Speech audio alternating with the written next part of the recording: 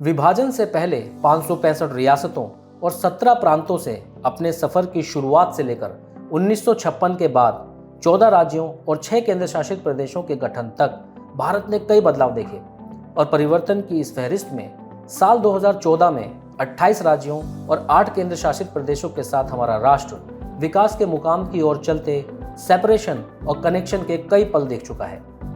इसी कड़ी में आज का दिन यानी 15 नवंबर का दिन एक ऐसे भारतीय राज्य का स्थापना दिवस है जो अपनी कबीलियाई आबादी के साथ अतीत से निकलकर वर्तमान में अपने स्वर्णिम भविष्य की ओर बढ़ते हुए भारत की ग्रोथ में अहम योगदान दे रहा है।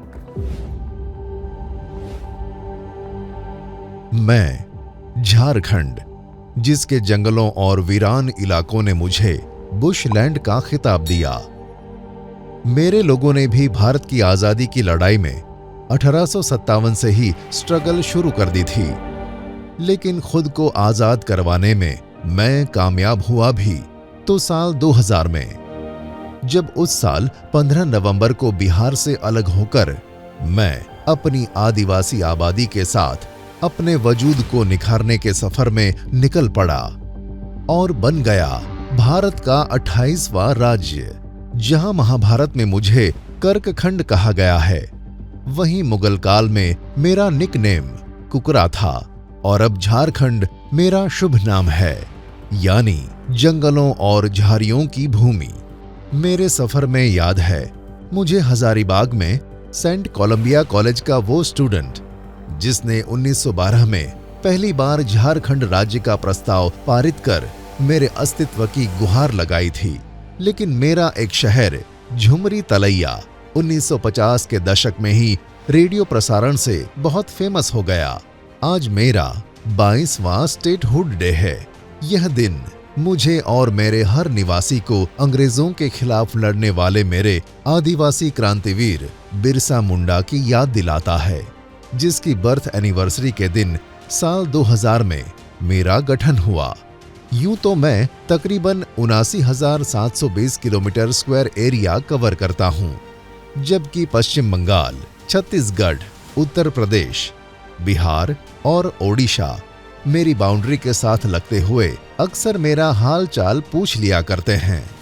भारत में क्षेत्रफल के हिसाब से मैं 15वें रैंक पर, लेकिन पॉपुलेशन के हिसाब से 14वां सबसे बड़ा राज्य हूं।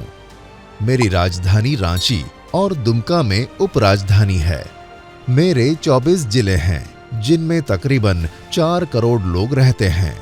वहीं 81 विधायकों के अलावा 6 सदस्य राज्यसभा में और 14 सदस्य लोकसभा में मेरा प्रतिनिधित्व करते हैं। मेरे अक्स में बसे अद्भुत झरने, सुंदर वादियां, वाइल्ड लाइफ सेंचुरी, दामोदर नदी पर पंचित बांध और कई पवित्र स्थान मेरी शोभा बढ़ाते हैं। वहीं coal, iron, copper, uranium, bauxite, granite, limestone, silver और डोलोमाइट जैसे कई मिनरल मुझे मिनरल हार्टलैंड ऑफ इंडिया के खिताब से नवाजते हैं। भारत की पहली यूरेनियम खदान जादूगुड़ा भी मेरे ही क्षेत्र में है, जो 1967 में शुरू हुई थी। भारत का 40% मिनरल मेरी ही मिट्टी से निकलता है। वहीं टाटा समूह अपनी इंडस्ट्री के एक बड़े हिस्से के साथ मुझसे 100 से भी ज्यादा साल पुराना रिश्ता निभा रहा है। मेरे 80% लोग खेती पर आश्रित हैं। खुशी की बात है कि मेरी multipurpose power project Damodar valley corporation आजाद भारत की पहली बहुउद्देशीय नदी घाटी परियोजना है। पूर्वी भारत में स्थित छोटा नागपुर पठार मेरा भी हिस्सा है, जिसे जर्मनी की रुहर वैली के नाम से जाना जाता है। हरे भरे जंगलों, प्राकृतिक झरनों और निचली पहाड़ियों से घिरा मेरा नेतरहाट टाउन अक्सर खुश हो जाता है जब जब स्थानीय और देश भर के लोग उसे स्विट्जरलैंड कहकर पुकारते हैं।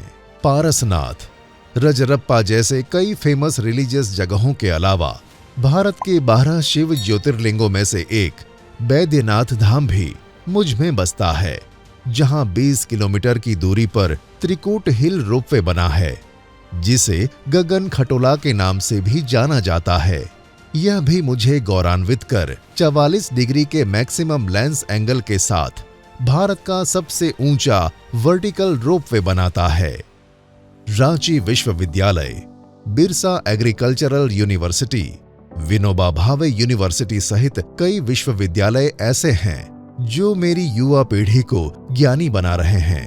मेरी ही मिट्टी में पैदा हुए असंख्य लोगों ने मेरा सिर हमेशा गर्व से ऊंचा किया है, जिनमें भारतीय टीम के प्रसिद्ध क्रिकेटर और कप्तान महेंद्र सिंह धोनी, हिंदी सिनेमा की जानी मानी हस्ती और मिस इंडिया मीनाक्षी शेषाद्री और फेमस बॉलीवुड एक्ट्रेस और मिस वर्ल्ड प्रियंका चोपड़ा को आप सब जानते होंगे।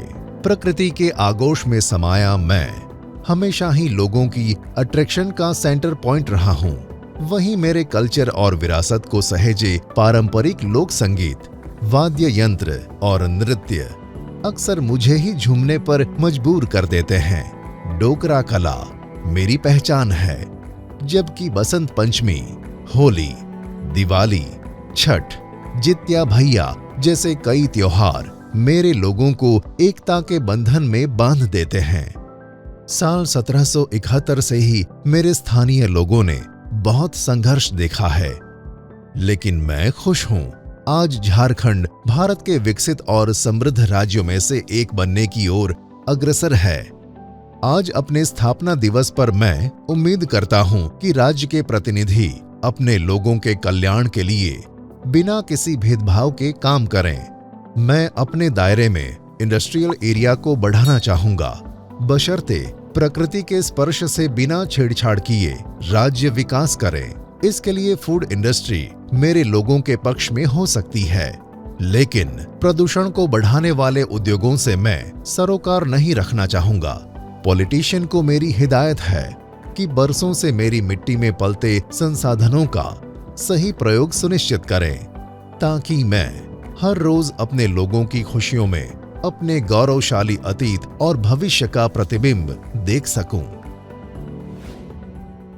आज समृद्ध जनजातीय संस्कृति और प्राकृतिक संपदा से परिपूर्ण झारखंड फाउंडेशन डे के अवसर पर द रेवोल्यूशन देशभक्त हिंदुस्तानी की ओर से आप सभी को बहुत बहुत शुभकामनाएं।